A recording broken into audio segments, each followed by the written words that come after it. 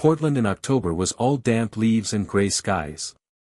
The rain had its rhythm, a kind of melancholy percussion against the windows. Mark liked that about the city. It made people slower, quieter. You could think. Reflect. He worked as a financial planner, a job that had once felt steady, dependable, like the rest of his life. Emily was a marketing director for a boutique travel company, Ever Wander. The irony wasn't lost on him, she sold the idea of escape for a living. They'd been married 11 years. No children, by choice, at first. Then by time. But lately, he'd felt the distance growing like mold under the wallpaper, invisible until you could smell it. It wasn't that she was cruel. If anything, she was too kind. Too careful.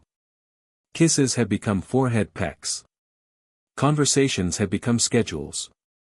And that morning, when her phone buzzed twice on the counter and she reached for it too quickly, Mark's chest went cold.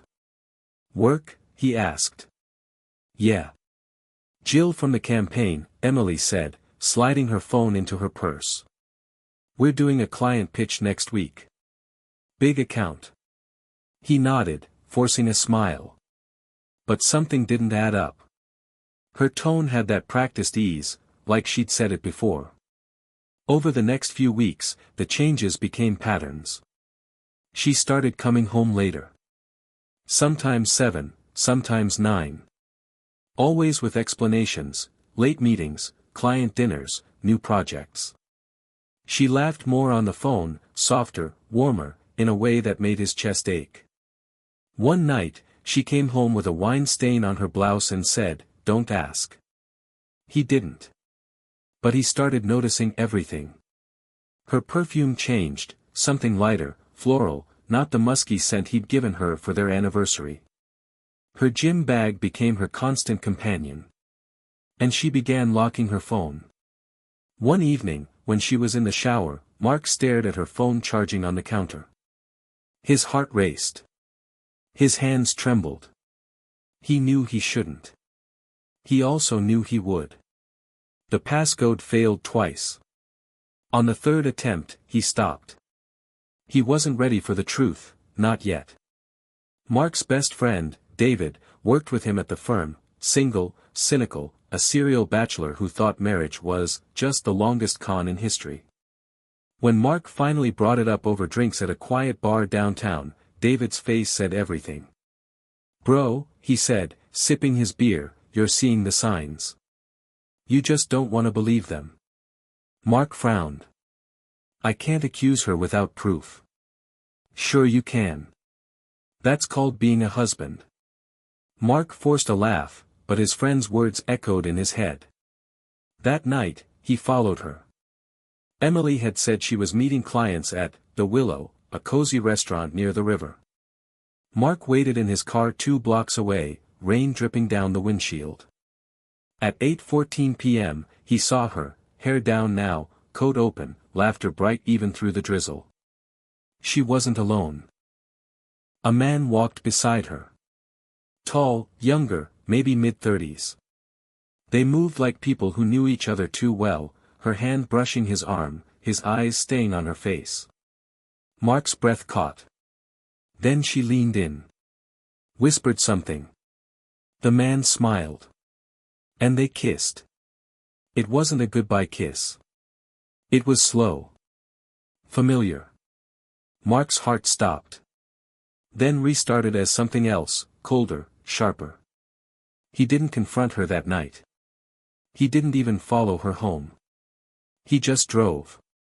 4 hours. Past the bridges, through the industrial outskirts, until the city became a blur of rain and neon. By the time he got home, she was asleep, her face turned toward the window.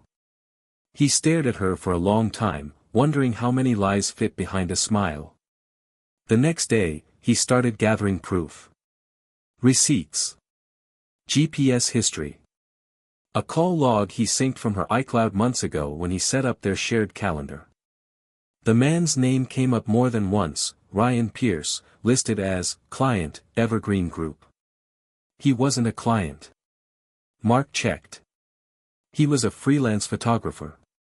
Younger, divorced, with an Instagram full of landscapes and brooding captions.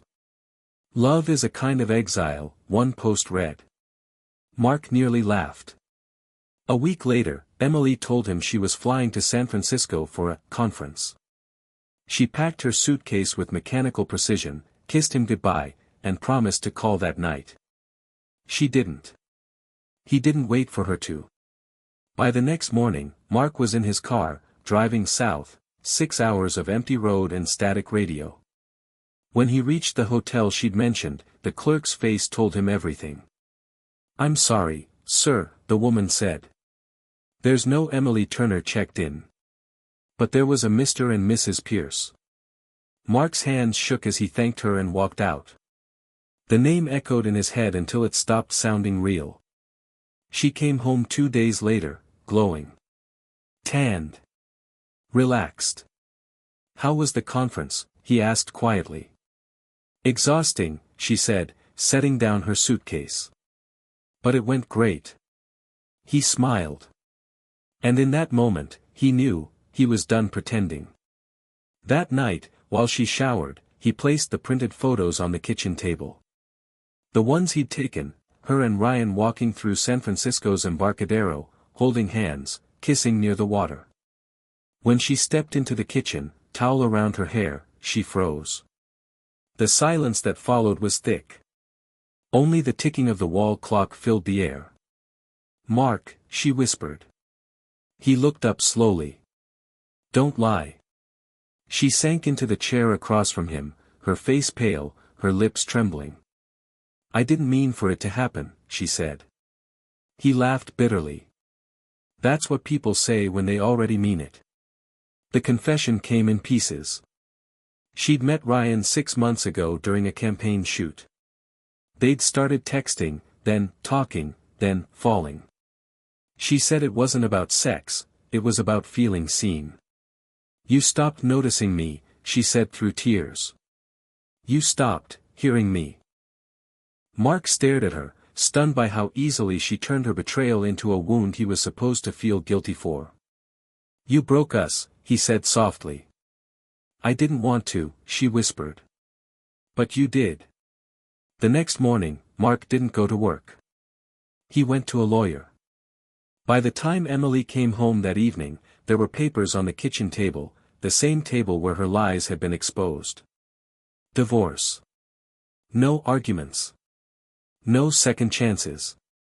Her eyes filled with tears. "You're just going to throw it all away?" He met her gaze. "You already did." Weeks passed. The house felt quieter than ever. She moved out first, an apartment downtown, near the river. Mark kept the house but got rid of everything that reminded him of her, the framed photos, the travel postcards, the scent of her perfume. He changed his number. Sometimes, he'd see her in passing, once at a coffee shop, once at a crosswalk. She'd look at him like someone trying to remember a song they used to love. But the silence between them had become permanent. And in that silence, he finally found peace.